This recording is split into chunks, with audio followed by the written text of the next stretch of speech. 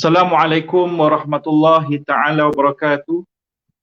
Alhamdulillahi rabbil alamin. Nahmaduhu wa nasta'inuhu wa nastaghfiruh wa na'udzu billahi min syururi anfusina wa min sayyiati a'malina. Man yahdihillahu fala mudhillalah wa man yudlillaha fala hadiyalah. Asyhadu an la ilaha illallah wahdahu la syarikalah. Lahul mulk wa lahul hamdu yuhyi wa yumit wa huwa ala kulli syai'in qadir. Allahumma salli ala Sayyidina Muhammadin abdika wa rasulika nabiyyi ummi wa ala alihi wa sahbihi wa baraka wa sallam. Amma ba'd, alhamdulillah, puji-puja kita rafakkan kehadrat Allah Subhanahu wa taala. Salawat dan salam kata junjungan yang besar Nabi Muhammad sallallahu alaihi wa sahbihi wa baraka wa sallam.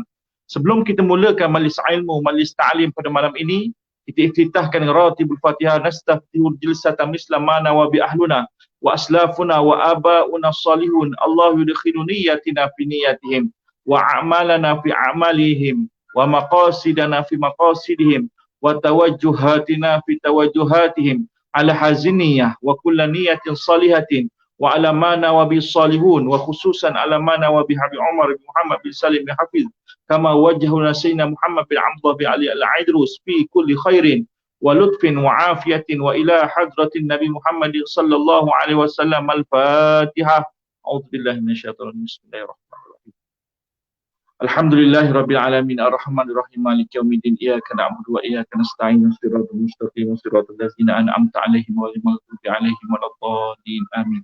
Para pendengar yang rahmati Allah, muslimin dan muslimat, para habaib, para sahadah, para alim ulama, para asatizah, insya-Allah dengan izinnya Allah Subhanahu wa taala pada malam yang penuh barakah ini, alhamdulillah dalam tempoh PKP kita penuhi program warisan sejarah Cino dengan kita adakan berbagai-bagai program. Mudah-mudahan Allah Subhanahu wa taala memandang dan melihat kita dengan ainun nazirah. Ala yallah bin nazrah min ainir rahimah tudawi kullama bi min amradis saqimah. Mudah-mudahan Allah Subhanahu wa taala memandang kita dengan pandangan keredaan dan Allah Ta'ala berikan kesembuhan, syifa'u ajilan bagi mereka-mereka yang diuji dengan musibah COVID-19 sekarang ini, dan Allah Ta'ala menjauhi, mengangkatkan balak dan wabak. Amin, Allahumma amin. Tuan-tuan dan puan-puan yang rahmati Allah, para penonton yang dirahmati Allah, pada malam ini saya anggap antara wancana ilmiah yang penting insya-Allah yang kita nak dengarkan pada malam ini dengan tajuknya sejarah kemasukan Ahlul Bait, para ulama, para sadah yang khusus dengan sadah dengan habaib ke bumi Terengganu. InsyaAllah ahli panel kita malam ini yang kita jemput, yang kita persilakan pada malam ini, pihak kami mengucapkan jazakumullah khairan katsira dengan kesudian beliau, ya, dengan apabila saya sendiri berhubung dengan beliau, pihak jabatan pihak warisan sejarah Cina berhubung dengan beliau dengan kesudian beliau. Alhamdulillah bersama dengan kita, mudah-mudahan kita mengambil istifadah dan kemanfaatan dengan ahli panel kita pada malam ini. Tuan-tuan dan puan-puan para penonton yang dirahmati Allah Subhanahu wa taala, Rasulullah sallallahu alaihi wasallam menyebut, "Allimu auladakum." Qala Rasulullah sallallahu alaihi wa baraka wasallam, "Allimu auladakum salata khisalin bihubbi nabiyikum wa ahli baiti wa qiraatil Quran." Atau kama qala Rasulullah sallallahu alaihi wasallam. Sabda Rasulullah sallallahu alaihi wasallam, didikkanlah anak-anak kamu mencintaikan nabinya dan juga mencintaikan akan keturunannya dan juga membacakan Quran. Jadi pada malam ini, sebelum kita dah dengar fasa-fasa bagaimana sadah para habaib datang dengan dakwah ke bumi alam Melayu ke Nusantara, jadi pada malam ini kita bawa tajuk yang khusus ke Terengganu, Darul Iman. Jadi alhamdulillah bagi mereka yang live pada malam ini, yang share pada malam ini, tolong share ya, di bumi Terengganu. Kita nak dengar bagaimana manhaj ataupun perjalanan Ahlul Bait ke bumi Terengganu. Jadi ahli panel pada malam ini Al-Fadil, Al-Mukarram, Al-Muhtaram Said Muhammad Fadil bin Said Umar bin Said Ahmad Al-Aidrus. Beliau adalah merangkap pengurusi Biro Nasab Persatuan Al-Ashraf di Terengganu Darul Iman, dan beliau adalah Rais Lujnah Ansab fi Maktabi Al-Batul li Dhabatil Ansab Al-Alawiyyin Malaysia.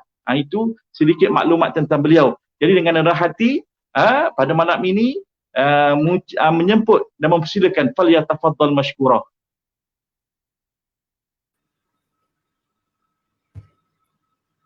Okey, boleh nampak. Tafadhal Habib. Insya-Allah. Assalamualaikum warahmatullahi taala wabarakatuh. Waalaikumsalam warahmatullahi Jelas wabarakatuh. boleh ya? Alhamdulillah. Okey. Alhamdulillahirabbil alamin wassalatu wassalamu ala asyrafil anbiya'i wal mursalin wa ala alihi wa ashabihi ajma'in. Subhanaka la ilma lana illa ma 'allamtana innaka antal alimul hakim. Rabbi shrah li sadri wa yassir li amri wahlul 'uqdatam min lisani yafqahu qawli.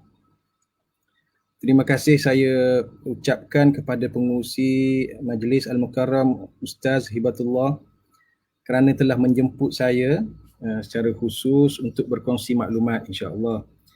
Maklumat yang tidak seberapa dari saya berdasarkan kepada kajian dan seumpamanya. Jadi tajuk kita pada malam ini ialah sejarah kemasukan Ahlul Bait ke bumi Terengganu dan peranannya.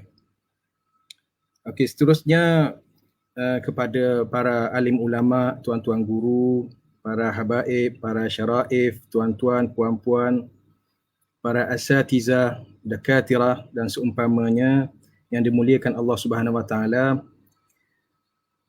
Alhamdulillah, sekali lagi dengan kesempatan ini kita bersyukur kepada Allah Subhanahu Wa Taala kerana kita dapat bersama-sama.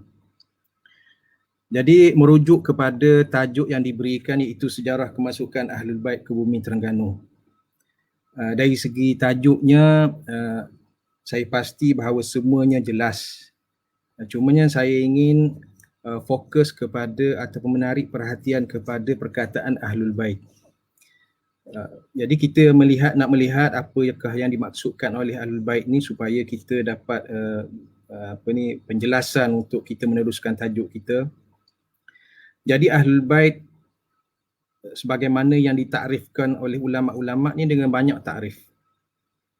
Jadi kita nak mengambil salah satu daripada takrif ini iaitu takrif di sisi Al-Imam Syafi'i dan ulama-ulama mazhab Syafi'i. Bahawa apabila merujuk kepada perkataan Ahlul Bait, ia merujuk kepada Bani Hashim dan Bani Al-Muttalib.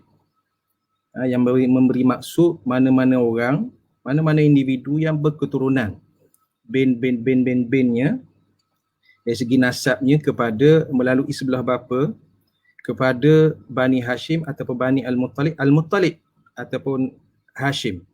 Sebab Nabi kita Muhammad bin Abdullah bin Abdul Muttalib bin Hashim. Hashim bin Abdul Manaf. Jadi Hashim itu ada adik-beradiknya Al-Muttalib. Selain daripada Naufal dan Abdul Syams.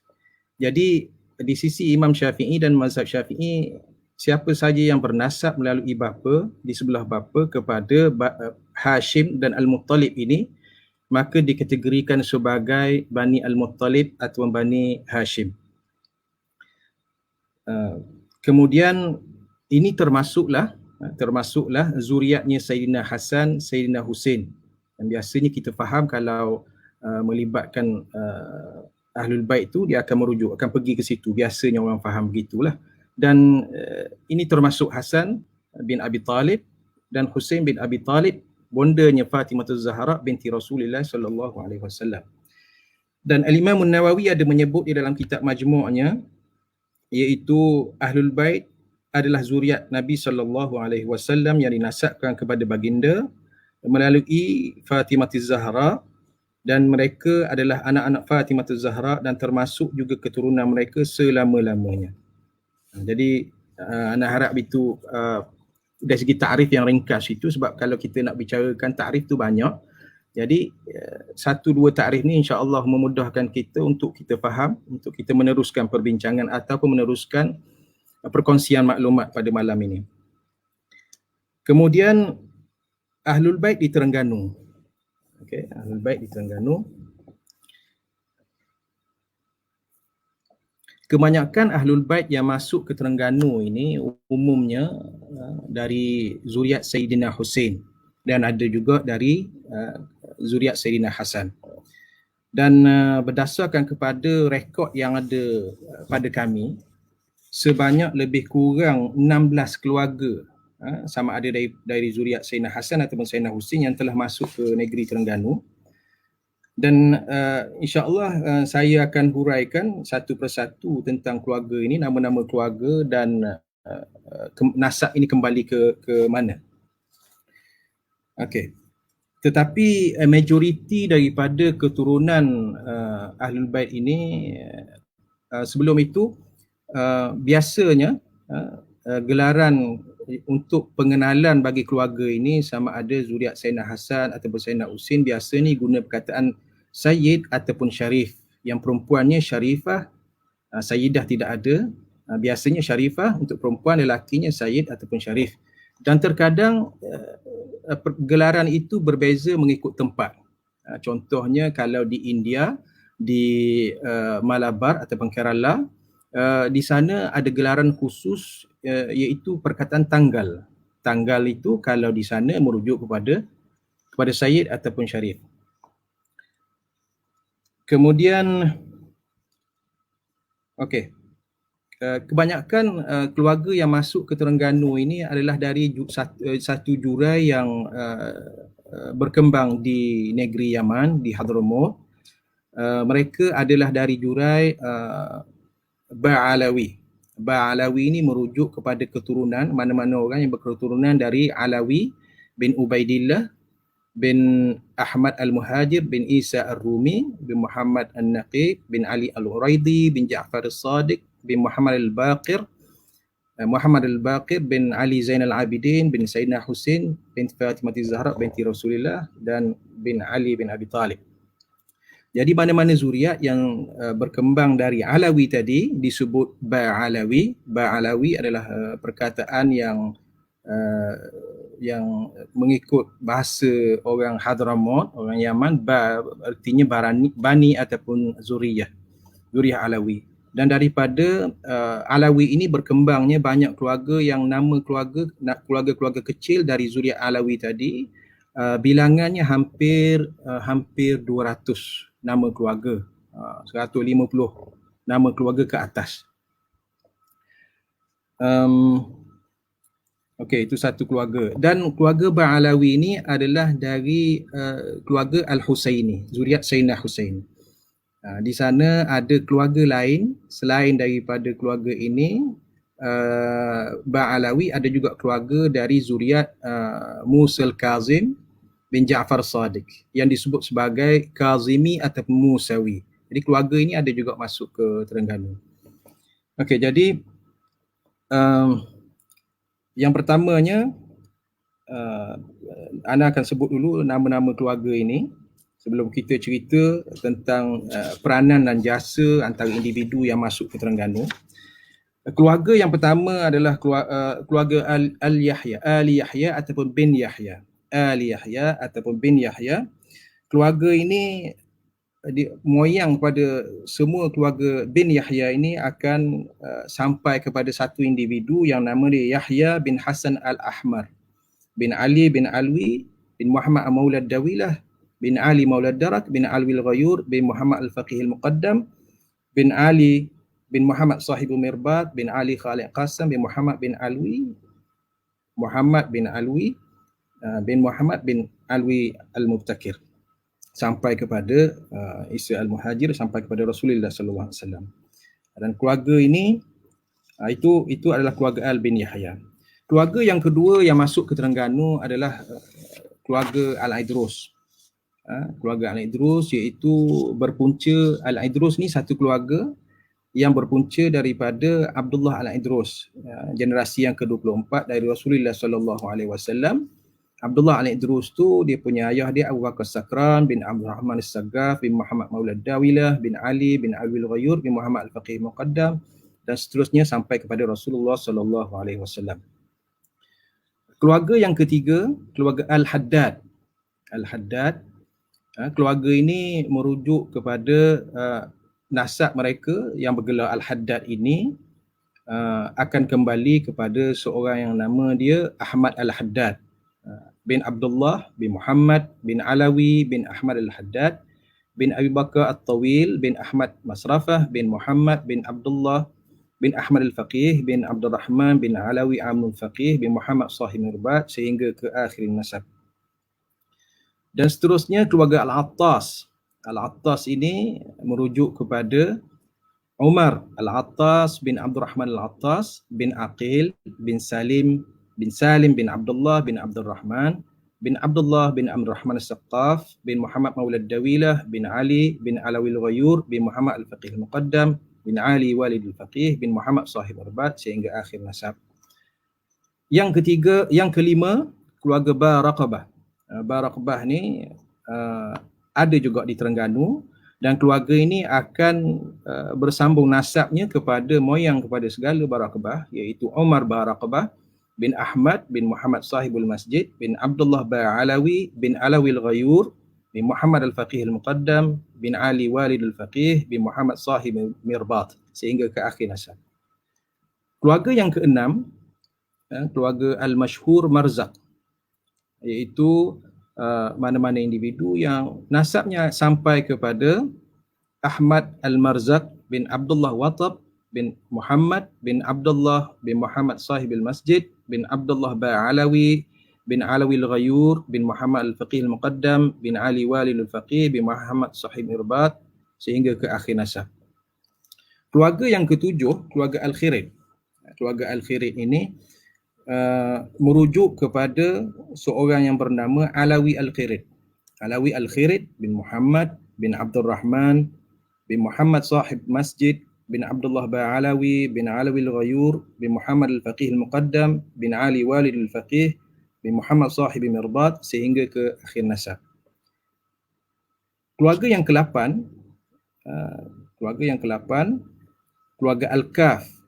Keluarga Al-Kaf, keluarga ini moyang kepada segala Al-Kaf adalah Ahmad Al-Kaf bin Muhammad Al-Quraikurah bin Ahmad bin Aywaka Al-Jufri bin Muhammad bin Ali bin Muhammad bin Ahmad bin Muhammad Al-Faqih Al-Muqaddam bin Ali Walid Al-Faqih bin Muhammad Sahib Mirbat dan seterusnya sampai ke akhir nasab. Keluarga yang ke-9, banyak keluarga ni sampai ni. Keluarga yang ke-9 adalah keluarga Al-Qadri ataupun disebut juga sebagai Al-Gadri.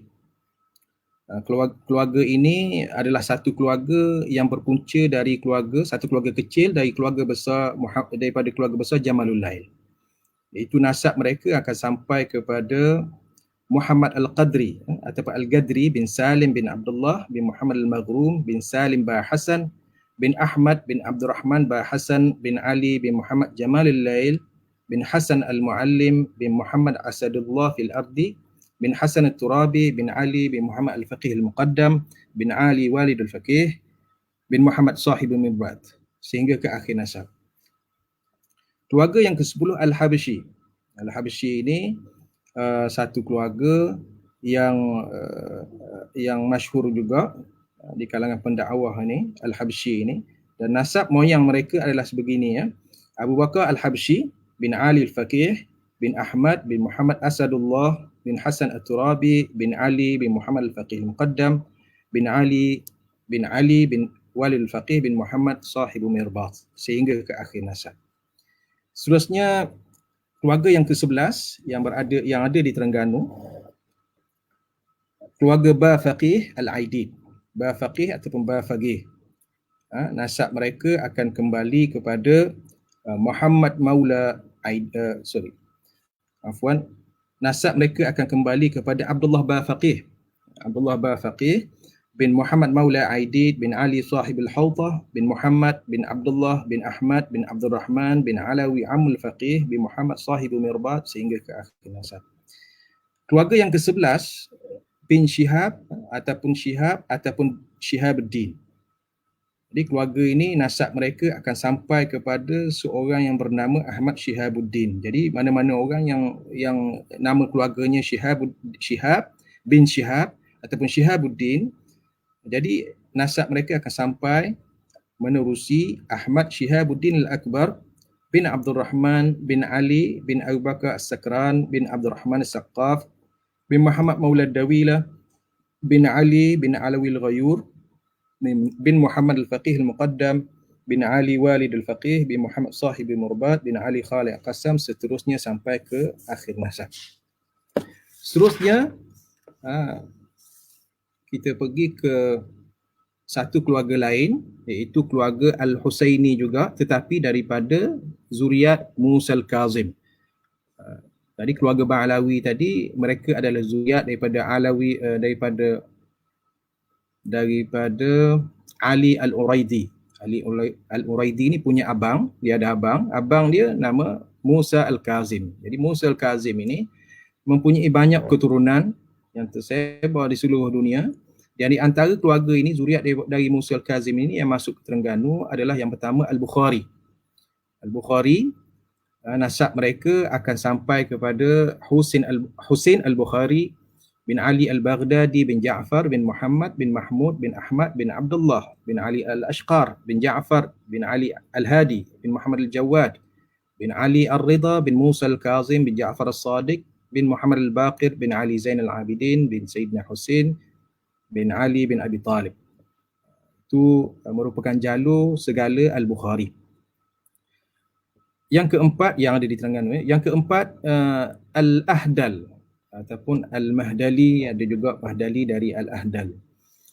Jadi Al-Ahdal ini adalah zuriat Musa Kazim juga, dan moyang mereka adalah Ali Al-Ahdal bin Umar bin Muhammad bin Sulaiman bin Ubaid bin Isa bin Ali bin Muhammad bin Hamham bin Aun bin Musa Al-Kazim bin Ja'far Al-Sadiq bin Muhammad Al-Baqir bin Ali Zain Al-Abidin bin Husain bin Ali bin Abi Talib. Keluarga yang ke-15. Yang ke-15 keluarga Al-Hasani. Al-Hasani merujuk kepada Sayyidina Hasan. Sayyidina Hasan, di antara keluarga ini yang masuk ke Terengganu adalah keluarga Az-Zawawi. Keluarga Az-Zawawi. Keluarga Az-Zawawi ini nasab moyang mereka, nasab mereka akan kembali kepada Abdullah Az-Zawawi bin Al-Hasan bin Sulaiman bin Ali bin Abdullah Al-Akbar bin Muhammad Al-Thair bin Musa Al-Thani bin Abdullah Al-Ridha bin Musa bin Isa bin Idris Al-Azhar Al-Thani bin Idris Al-Akbar bin Abdullah Al-Mahd bin Hasan Al-Muthanna bin Hasan Al-Sibt bin Ali bin Abi Talib dan Fatimah Zahra. Dan keluarga yang terakhir, keluarga ini tak ramai, keluarga Ad-Darwish. Ad-Darwish ni juga dari zuriat Sayyidina Hasan, di mana nasab mereka akan kembali kepada seorang imam yang bernama Al-Imam Al-Qasim Ar-Rassi bin Ibrahim Tabataba bin Ismail Ad-Dibaj bin Ibrahim Al-Shibh bin Al-Hasan Al-Muthanna bin Hasan Al-Sibt bin Al-Imam Ali Karramallahu wajhah. Jadi daripada apa yang saya sebut tadi, 16 keluarga yang ada di Terengganu. Seterusnya, sebelum kita pergi ke sejarah bagaimana keluarga ini masuk ke Terengganu, ingin terlebih dahulu saya menyebutkan di sini bahawa semua keluarga ini, khususnya Ba'alawi, keluarga Al-Hasani, semua mereka adalah berpegang dengan akidah Ahlus Sunnah wal Jamaah. Khususnya Sadah Ba'alawi daripada keturunan Sayyidina Hasan yang berpunca dari Hadramaut. Mereka semua ini adalah bermazhab Ahlus Sunnah wal Jamaah dari segi akidahnya, Asy'ari dan Maturidi dari segi akidah. Sementara mazhab fiqahnya adalah mazhab Syafi'i. Termasuk keluarga Az-Zawawi. Keluarga Az-Zawawi sebahagiannya ada, kebanyakannya keluarga mazhab Maliki. Mazhab Maliki. Perkara ini jelas kita boleh lihat berdasarkan kepada pengkajian menerusi biografi setiap individu yang ada dalam nasab yang disebutkan itu. Kemudian kitab-kitab yang dikarang berdasarkan kepada ulama-ulama yang menjadi murid kepada ulama-ulama dari keluarga ini, dan pengiktirafan ulama-ulama terhadap akidah atau pegangan mereka, dan termasuk pengisytiharan mereka sendiri di dalam kitab-kitab mereka. Jadi jelas di sini bahawa mereka adalah akidah Ahlus Sunnah wal Jamaah dan mazhabnya Syafi'i bagi majoriti kepada Sadat. Kemudian yang saya sebut tadi berkenaan dengan gelaran. Gelaran ada tempat-tempat yang menggunakan Sayyid, ada tempat yang menggunakan Syarif. Okey.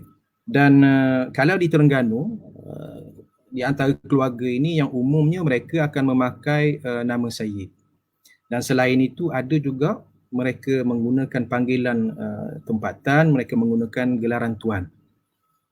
Tuan, tetapi biasa umumnya mereka apabila ada gelaran itu, tuan itu dan tuan ini mereka akan ada nama Arabnya.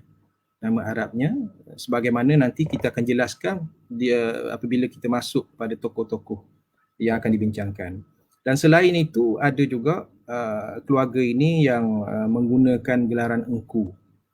Tetapi mereka mempunyai nasab dan ada sejarahnya dari mana mereka mendapat gelaran itu. Okey, seterusnya kita pergi kepada bagaimana ataupun bila keluarga Ahlul Bait ini, dari keluarga yang banyak-banyak yang saya sebut tadi, masuk ke Terengganu. Keluarga yang setakat ini diketahui masuk ke Terengganu adalah keluarga yang mula-mula, yang antara yang terawal adalah keluarga Al bin Yahya. Al bin Yahya ataupun bin Yahya bermula dari awal kurun ke-18, awal 1700, awal-awal itu ketika bermulanya pemerintahan Kesultanan di Terengganu yang bermula dengan Sultan Zainal Abidin yang pertama. Ketika itu telah masuk ke Terengganu seorang yang bernama Al-Habib Yassin bin Aqil bin Ahmad bin Aqil bin Ahmad bin Yahya bin Hasan Ahmad bin Ali bin Alwi bin Muhammad Maulad Dawi lah. Beliau dilahirkan di Palembang, kemudian kembali ke Hadramaut dan ada menceritakan beliau pergi ke Mekah menuntut ilmu, kemudian kembali ke Nusantara, kembali ke Palembang untuk berdakwah dan seterusnya masuk ke Terengganu di zaman Sultan Zainal Abidin ataupun selepasnya, tetapi di awal lah. Secara tepatnya tarikh kemasukan Habib Yassin ini tidak diketahui secara tepat. Tetapi itu anggaran, maknanya di awal. Dan beliau masuk ke Terengganu dan dilantik menjadi menteri kepada Sultan yang memerintah ketika itu, termasuk menjadi rujukan ataupun sebagai guru agama kepada Sultan, dan seterusnya dijadikan menantu oleh Sultan Zainal Abidin yang pertama. Jadi beliau ni menjadi menantu kepada Sultan Zainal Abidin yang pertama, sehingga melahirkan zuriat yang ramai lah. Antaranya lelaki saja seramai 8 orang, ramai itu. Cumanya keluarga ini, mereka anak-anak kepada Habib Yassin ini, mereka tidak menetap terus di Terengganu, kebanyakannya berhijrah. Jadi kita tidak ingin bicara berkenaan dengan negeri-negeri lain lah. Sebab apa? Sebab Al-Habib Yassin ini anaknya antaranya yang nama Agil telah pergi ke Sarawak dan telah menubuhkan satu kerajaan diberi nama Kerajaan Banting, menjadi raja di sana pula, Agil. Kemudian anak yang bernama Abdul Rahman pergi ke Pahang, kemudian ada berjasa di negeri Pahang, kemudian meninggal dunia di sana dan dikebumikan di perkuburan diraja di Kuala Pahang. Okey, itu Abdul Rahman. Dan selainnya bertebaran merata lah. Ada yang ke Kelantan, ada yang ke Johor, ada yang ke zuriatnya yang bertebaran hatta ke Indonesia, ke Siak pun ada zuriat ini. Habib Yassin ini telah meninggal dunia, diberitakan pada tahun 1770 sebagaimana yang dimaklumkan oleh zuriat Al-Habib Yassin, dan dikebumikan di perkuburan Bukit Puteri di muara Sungai Terengganu, dan di situlah jasadnya disemadikan. Okay. Itu tentang keluarga, tentang Al-Habib Yassin lah, orang yang mula-mula setakat ini yang diketahui. Dan seterusnya tak berapa jauh selepas masuknya Habib Yassin, telah muncul seorang lagi dari keluarga Al-Idrus, iaitu Al-Habib Muhammad bin Ahmad ibn Sheikh ibn Mustafa. Muhammad bin Ahmad bin Sheikh bin Muhammad Mustafa bin Ali Zainal Abidin Al-Idrus bin Abdullah Al-Awsat bin Sheikh Sahid Abad bin Abdullah bin Sheikh Al-Akbar bin Abdullah Al-Aidarus, sampai ke nasab dia sebagaimana yang kita sebut tadi. Jadi beliau merupakan generasi yang ke-32 kalau tak silap saya. 33 daripada Rasulullah SAW. Beliau dilahirkan di Tarim Hadramaut, dilahirkan di Tarim di awal kurun yang ke-18, awal. Kemudian di situ beliau telah menuntut ilmu, dan bila sampai usia belasan tahun, beliau sudah menjadi orang yang alim dan menjadi seorang pendakwah. Cuma beliau merasakan, berdasar kepada pengkajian, beliau merasakan bahawa di kampungnya, di Tarim Hadramaut tu, dari segi dakwah itu menjadi satu perkara yang sukar kemungkinan bagi Al-Habib Muhammad ini, kerana semua keluarganya alim ulama, sepupu-sepupunya orang alim, ayahnya semuanya orang alim. Jadi beliau berazam untuk keluarlah dari Hadramaut, sehingga beliau pergi ke India dulu. Kemudian di India beliau musafir lagi bersama 4 orang sahabatnya sampai ke Nusantara, dan akhirnya masuk ke Terengganu, bermula dari Bandar Marang dan kemudian berpindah ke Kuala Terengganu. Jadi dan Al-Habib Muhammad bin Ahmad bin Sheikh ini akhirnya terkenal dengan gelaran Tunku Makam Lama. Semasa beliau berada di Marang, gelaran yang diberikan adalah Datuk Marang. Datuk Marang, sebagaimana yang kita dapati dalam catatan perjalanan sahabat seperjalanannya, iaitu Al-Habib Hussein bin Abdul Rahman, Al-Habib Hussein bin Ahmad Al-Qadri, yang pergi ke Pontianak dan menjadi raja di sana. Jadi dianggarkan beliau sampai ke Terengganu ini pada tahun 1731. Pada tahun 1731 kemudian beliau berdakwah, diberi tempat untuk berdakwah di Kampung Cabang 3, Kuala Terengganu, sehinggalah beliau meninggal pada tahun 1209 Hijrah. 1209 Hijrah, secara tepatnya 22 Rajab 1209.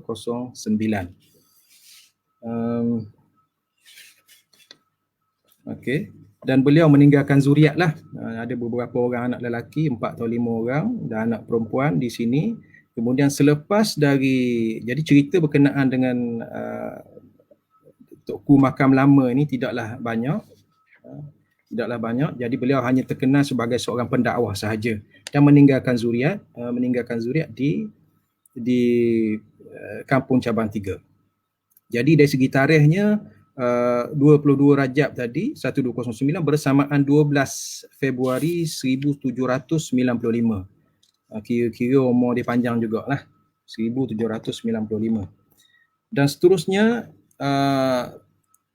seterusnya selain dari jadi antara sadah ataupun golongan Ahlul Bait ataupun Sadiq yang mula-mula sekali sampai ke Terengganu ni, antaranya yang dapat dipastikan dari keluarga bin Yahya dahulu, kemudian dari keluarga Anak Idrus. Okey.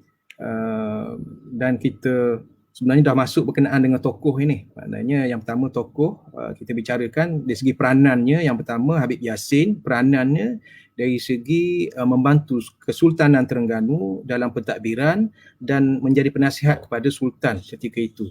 Kerana mana-mana kerajaan Islam memang memerlukan kepada ulama-ulama untuk membantu mereka di dalam pentadbiran, khususnya yang apabila melibatkan hukum hakam lah.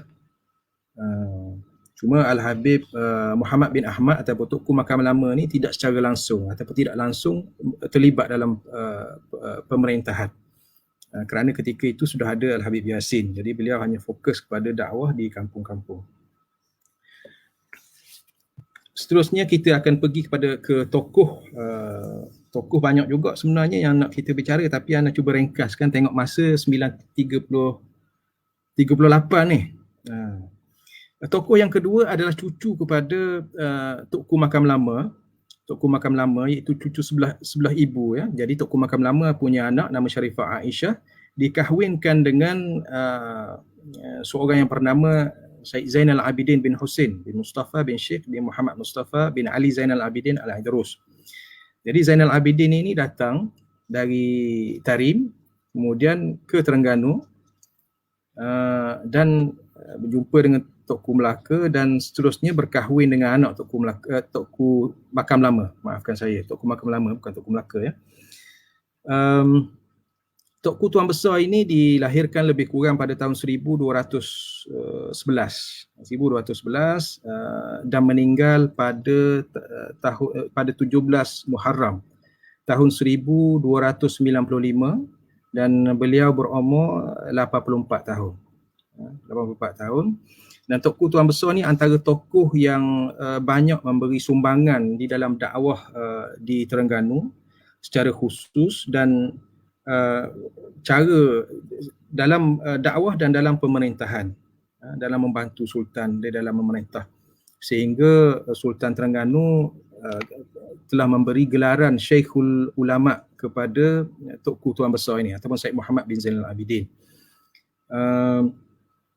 Tokku Tuan Besar ini telah mendapat pendidikan dari keluarganya, dari bapa saudaranya, dari sepupu-sepupunya yang ada di Terengganu. Kemudian beliau telah ke Mekah dan kembalinya dari Mekah beliau telah mula berdakwah di Kampung Cabang 3. Tokku Tuan Besar ini mula-mulanya dia berdakwah di Kuala Terengganu di Kampung Cabang 3 sehinggalah dalam semua bidang ilmu termasuk tafsir, fiqh, hadis dan semua bidang ilmu lah.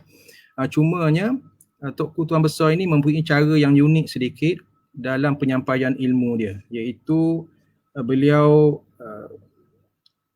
menggunakan bahasa Melayu, sastra Melayu untuk berdakwah, di mana beliau telah konten ataupun isi-isi yang nak disampaikan kepada masyarakat sama ada di dalam akidah, tauhid, akidah ataupun dalam fiqh dan seumpamanya, sama ada generasi yang tua, generasi muda ataupun generasi kanak-kanak, semuanya dibuat dalam bentuk syair Melayu. Syair Melayu dan mempunyai irama bacaan yang cukup sedap didengar, dan itu merupakan salah satu dari daya tarikan untuk masyarakat ketika itulah. Jadi dia buat contohnya dalam bab fiqh, dalam bab melibatkan fiqh, melibatkan hukum hakam, masbuk dan muafiq. Dibuat satu kitab Sulamut Taufiq berkenaan dengan masbuk muafiq dalam bentuk nazam, dalam bentuk syair, dan dilagukan kemudian untuk senang dihafal oleh masyarakat ketika itu. Cara yang simple, tetapi masyarakat ketika itu menunjukkan minat yang sangat luar biasa lah. Sangat luar biasa, sehingga kan saya dapat catatan dari Tahrim Hadramut menceritakan tentang Muhammad bin Zainal Abidin ini, bahawa ketika beliau mengajar dihadiri oleh penuntut yang ramai, hampir 1,000 orang dalam catatan yang saya dapati dari Hadramut. Jadi itu antara tarikan dia, dan penulisannya masih dibuat kajian oleh UNIZA, kemudian telah dikaji sehingga ke peringkat PhD. Dan sastrawan Terengganu telah menobatkan, ataupun badan yang berkaitan dengan sastra ni lah di Terengganu telah menobatkan beliau di dalam banyak penulisan sebagai bapa kesusastraan Terengganu. Itu unik cara Tokku Tuan Besar mengajar. Dan Tokku Tuan Besar ini, bila kita sebut tadi Syekhul Ulama, beliau merupakan ketua kepada ulama-ulama yang ada sezaman dengan dia. Jadi di Terengganu ni ketika itu ada ramai ulama, jadi beliau menjadi ketua kepada ulama-ulama, dan apabila berlaku suatu perkara, mereka bersidang, maka Tokku Tuan Besar akan jadi ketua. Dan penulisan ataupun syair Tokku Tuan Besar itu terkenal dengan nama nazam. Nazam, ataupun ada satu tempat-tempat dipanggil nabam, ataupun nazam. Okey. Dan di antara karangan Tokku Tuan Besar ni dalam dakwahnya, jadi Tokku Tuan Besar ni semua karangannya berasaskan ataupun merujuk kepada akidah Ahlussunnah wal Jamaah, dan secara khususnya dari segi fiqh mazhab Syafi'i. Okey, di antaranya kitab Ad-Duratul Fakhirah, ini berkaitan dengan akidah. Targhibus Sibyan fi Hifzi Aqaidil Iman. Ini untuk kanak-kanak. Kemudian Uqudud Durratain fi Tarjamati Kalimatai Asyhadatain, ini adalah kita panggil syahadat Tokku. Syahadat Tokku itu merupakan ikrar asyhadu an la ilaha illallah wa asyhadu anna Muhammadar Rasulullah, apa maksudnya. Jadi beliau menterjemahkan daripada apa yang diamalkan oleh Sadah Ba'alawi di Hadramaut, yang dicatat di dalam buku fatwa Al-Habib Abdullah bin Umar bin Abi Bakar Al-bin Yahya. Jadi diterjemahkan ke dalam bahasa Melayu, kemudian diasuh masyarakat Terengganu supaya sentiasa mengulang-ulang berkenaan dengan akidah, berkenaan dengan dua kalimah syahadah. Kemudian antaranya yang keempat Sulamut Taufiq yang saya sebut tadi. Kemudian Kanzul Ula, Al-Jawahirus Saniyah Anil Aqaidis Saniyah, Al-Jawahidu Saniyah Anil Aqaidis Sunniyah. Kemudian yang ketujuh Tuhfatul Wildan, yang ke-8 Mukhtasar Fiqh, yang ke-9 As-Sirah An-Nabawiyah, yang ke-10 Al-Hadith An-Nabawiyah mimma yata'allaqu bil Imamah Al-Arabiyyah. Yang ke-11 Silsilah Ratibul Haddad, yang ke-12 Kaifiyatu Amali Ratibul Haddad, yang ke-13 Sifatun Nabi, yang ke-14 Kitabun Nur, dan kemungkinan ada lagi kitab-kitab lain yang tidak saya ketahui. Tengku Tuan Besar ni mempunyai anak lelaki yang ramai, iaitu 9 orang, dan anak semualah lelaki dengan perempuan tu 20 lebih.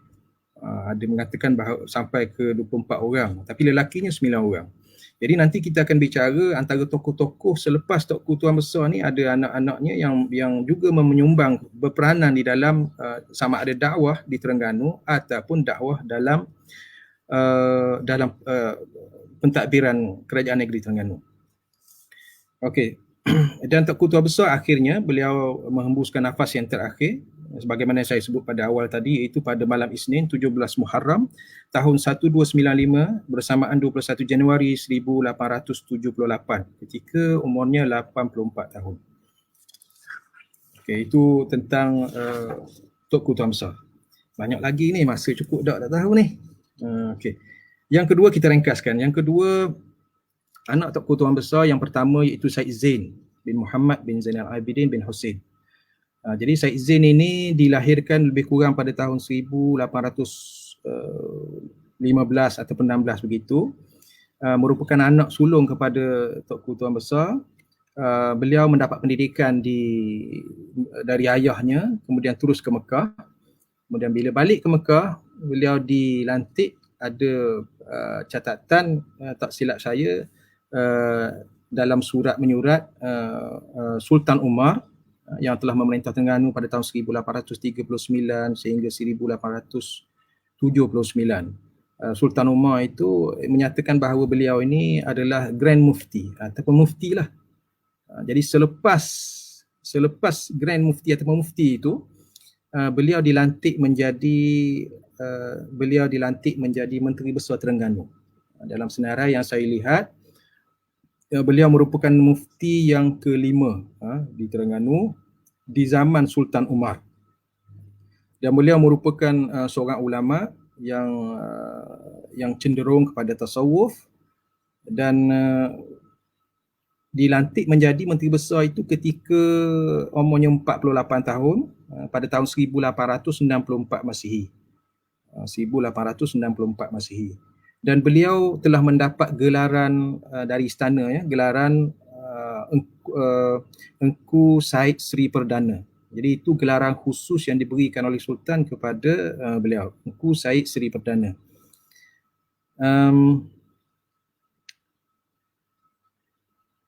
Dan di antara jasa Engku Said Zain ini apabila disebut di dalam sejarah Terengganu, yang saya boleh baca di sini, setelah itu Sultan Umar telah memerintahkan pula Engku Said Sri Perdana, Engku Said Zain melengkapkan sebuah angkatan perang pergi menyerang ke Besut. Maknanya ada pemberontakan di Besut, maka Engku Said Zain ini yang berperanan untuk mempertahankan negeri Terengganu. Dan banyak lagi lah jika diselongkar dalam sejarah Terengganu ni, banyak lagi jasa Engku Syed Zain. Dan termasuk juga beliau merupakan seorang ahli nasab lah, yang mempunyai kitab nasab, yang menjaga hal ehwal keluarga Syed lah, keluarga Ahlul Bait di Terengganu, yang dia ada mencatat individu-individu yang ada pada zamannya. Kemudian dan termasuk juga satu surat yang dijumpai dari keluarga Zawawi, iaitu Muhammad Saleh Zawawi dari Mekah, telah datang ke Terengganu dan berjumpa dengan Syed Zain ini, dan ada satu surat yang menulis berkenaan dengan beliau lah. Jadi saya tak perlulah untuk membaca surat itu. Dan beliau telah meninggal pada tahun 1200, pada 16 Ramadan tahun 1296, bersamaan 2 September 1879, tak jauh dari kewafatan ayahandanya. Dan umur beliau ketika meninggal adalah 64 tahun dan dikebumikan di perkuburan Kampung Tok Ku Cabang 3. Okey, itu berkenaan dengan Syed Zain. Dan seterusnya, ada masa tak lagi ni? Sampai pukul berapa ni? Ustaz Barakatullah. Ya, ada insya-Allah. Okey, Al-Fadil Ustaz, alhamdulillah nastafid kasiran. 10 minit yang terakhir ni, sementara kita menunggu soalan-soalan daripada audiens, daripada penonton kita, saya tertarik dengan manhaj metodologi yang dibawa oleh para habaib, iaitu manhaj jelas ya, Ahli Sunnah wal Jamaah, akidah Asy'ariyah wal Maturidiyah, fiqhnya iaitu dengan Syafi'iyah, dan juga tasawufnya Imam Ghazali, mana tercatat di dalam biografi dan juga manuskrip. Ya. Ini sekaligus menolak pandangan sumbang daripada setengah daripada golongan yang mengatakan habaib ini Syiah ialah habaib. Jadi apabila kajian dibuat, maknanya kita lihat jelas.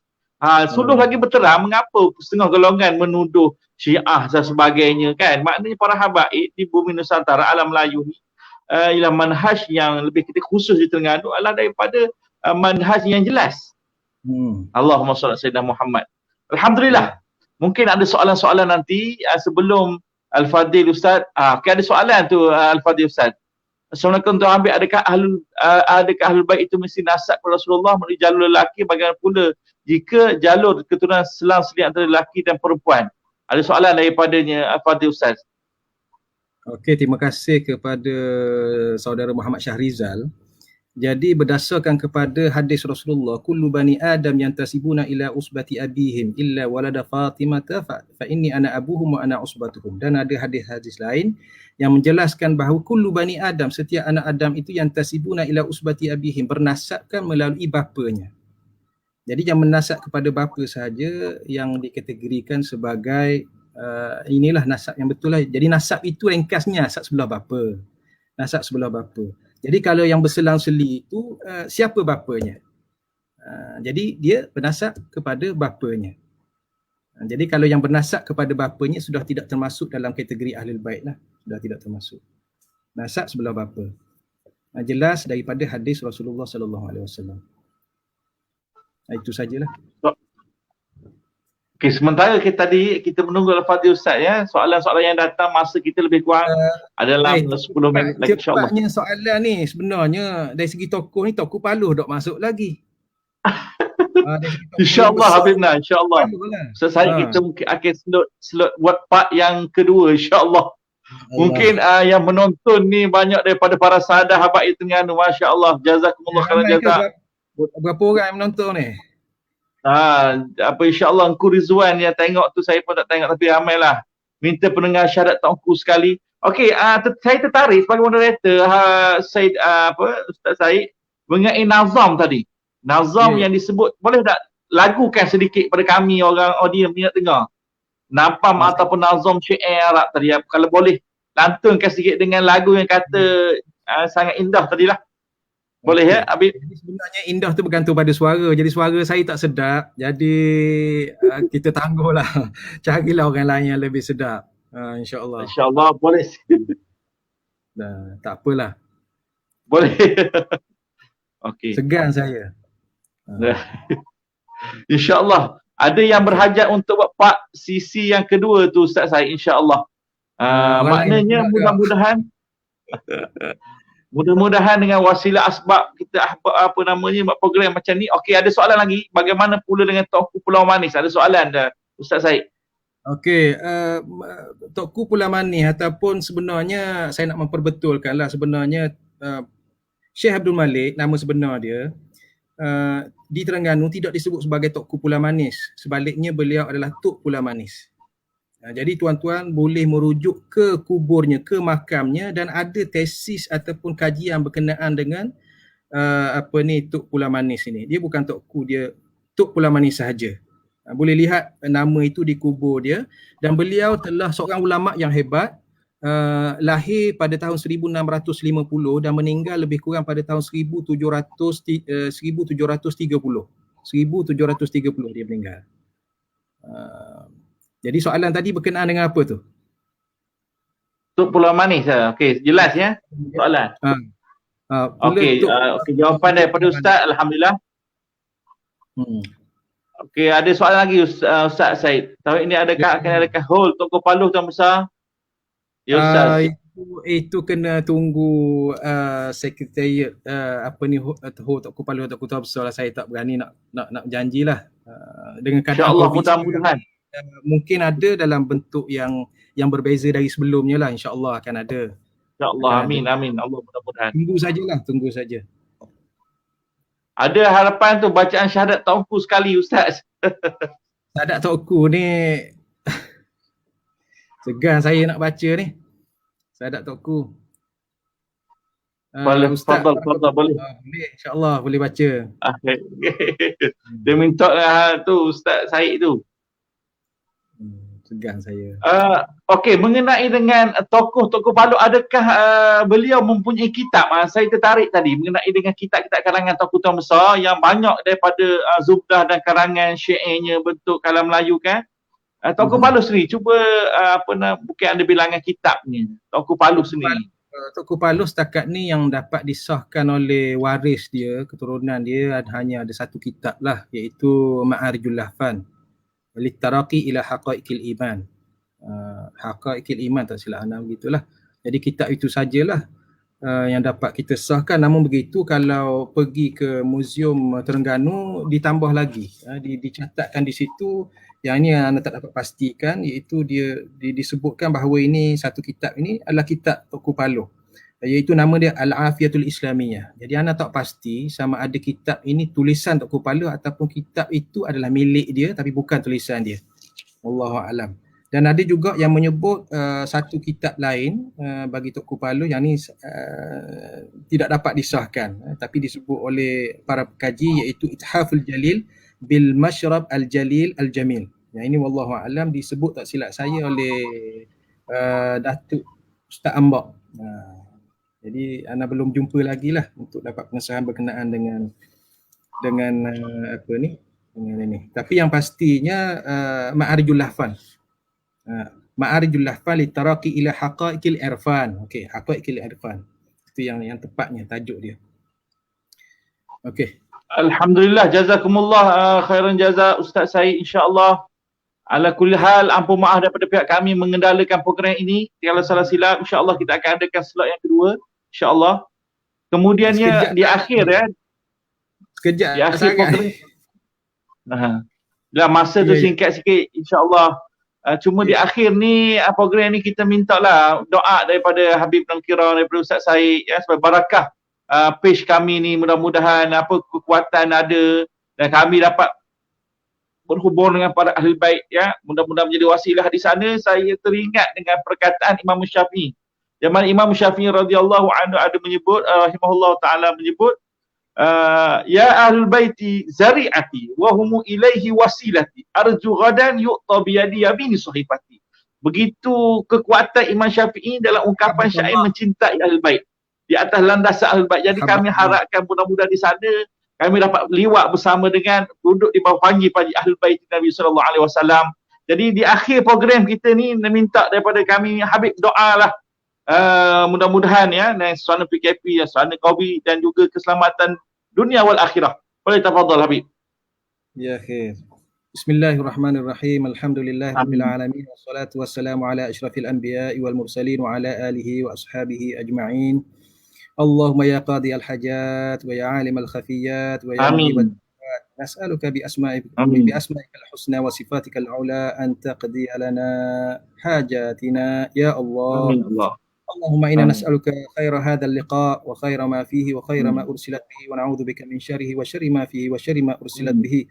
اللهم ارزقنا من العنقول أوفرها ومن الأذهان أصفاها ومن الأعمال أزكاها ومن الأخلاق أطيبها ومن الأرزاق أجزلها ومن العافية أكملها ومن الدنيا خيرها ومن الآخرة نعيمها.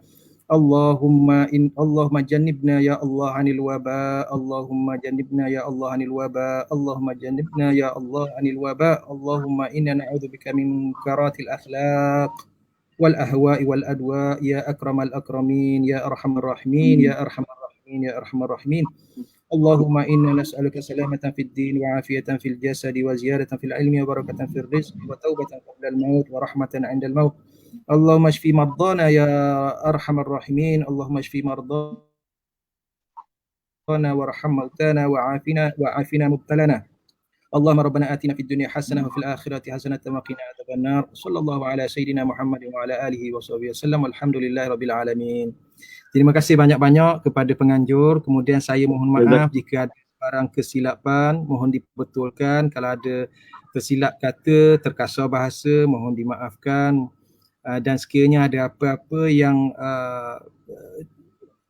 nak tahu berkenaan dengan keluarga ini, yang sebenarnya saya ada banyak lagi tokoh-tokoh yang nak saya bercerita, tetapi masa sangat mencemburui kita.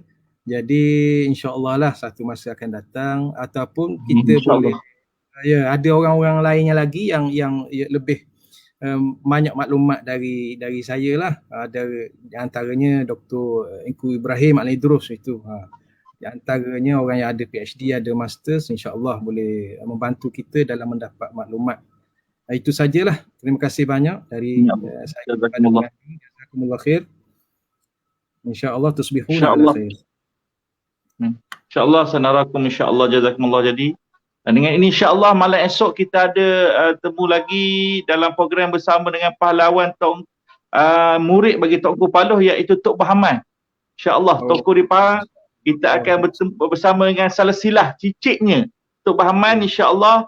Alhamdulillah sebelum ni kita dah cerita Tok Paloh, Tok Besar, apa kaitan dengan tokoh pahlawan. Jadi penonton-penonton yang rahmati Allah daripada kalangan penonton-penonton page Warisan Sejarah Ceno, bersama pada malam esok kita nak dengar tentang Tok Bahaman, Tok Perkasa Tok Bahaman insya-Allah. Okey, kita bertemu malam esok. Assalamualaikum warahmatullahi taala wabarakatuh. Waalaikumsalam warahmatullahi wabarakatuh.